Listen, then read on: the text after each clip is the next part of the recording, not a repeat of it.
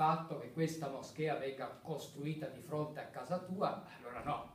io la moschea di fronte a casa mia non la voglio, perché tutti sanno che cosa sarà la conseguenza dell'avere la moschea di fronte. Basta andare a Porta Palazzo a Torino, in Viale Enner a Milano, ma ci sono altri casi dove si evidenzia che il risultato è il degrado dell'ambiente sul piano sociale e la perdita, il crollo del valore degli immobili, la fuga delle famiglie italiane e la trasformazione in un ghetto islamico di quel quartiere. Di casi simili ce ne sono, anche per quello che attiene non alla realtà strettamente dei musulmani, ma degli stranieri in genere, e in particolar modo l'aspetto più grave è la perdita dei nostri centri storici